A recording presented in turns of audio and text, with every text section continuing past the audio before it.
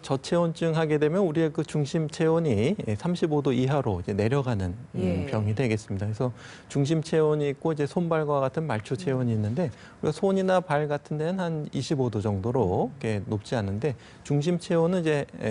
적정한 온도가 유지돼야 되는데 우리가 이제 보통 이제 추울 때는 우리가 이제 일정한 체온을 유지하기 위해서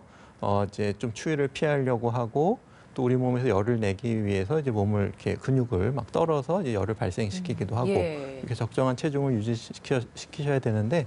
열 손실이 너무 많거나 아니면 또 거기에 필요한 적절한 열을 내지 못하게 되면 우리가 이제 체온이 이제 많이 내려가시게 되고요. 이렇게 체온이 많이 내려가시게 되면 신경계 이상이 생겨서 이제 횡설수설하시거나 이제 제대로 못 걷는다든지 아니면 심장이라든가 순환기계 이상이 생겨서 이제 사망까지 하실 수 있는 위험한 상태가 되시겠습니다. 이렇게 추운 날은 아침 운동을 좀 피하시는 게 좋습니다. 네, 우선 이제 아침에 이제 정상적으로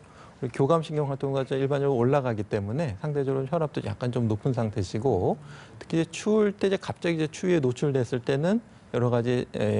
저체온증 위험도 있고 심혈관계의 이제 자율신경 반응에 의해서 혈관 수축이라든가 혈압 상승이 올 수가 있기 때문에 추위에 더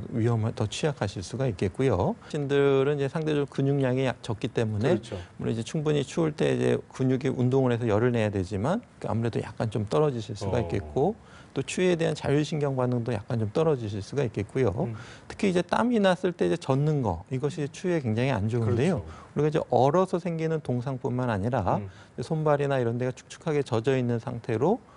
영하까지는 아니더라도 차가운 상태로 계속 노출이 되면은 이제 동창이라고 하는 질환이 또 걸릴 수가 있겠습니다. 이것도 역시 조직 손상이 되고 또 세균 감염까지 생기는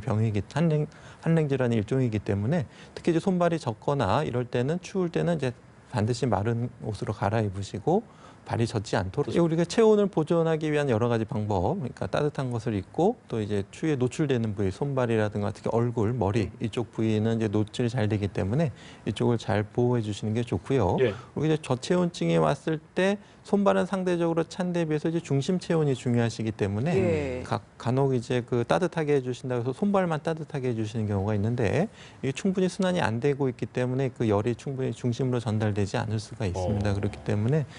따뜻하게 해주실 때는 이제 중심 체온, 몸 쪽에다 몸통 쪽으로 해주시고 특히 이제 큰 혈관이 이제 겨드랑이나 목 아니면 사타구니 쪽으로 지나가기 때문에 그쪽 몸통 중심 쪽을 좀 따뜻하게 해주시고 접촉되는 부위에 좀 해주면 좋군요. 그렇죠. 이제 큰 혈관이 지나가는데 근데 아무래도 가정에서 중심 체온을 올리시기가 어렵기 때문에 이렇게 보셔서 이제 중심 체온이 많이 떨어져 있고 또 의식 저하까지 동반되어 있다고 판단이 드시면 119를 통해서 병원 응급실로 또 이송하셔야 되겠습니다.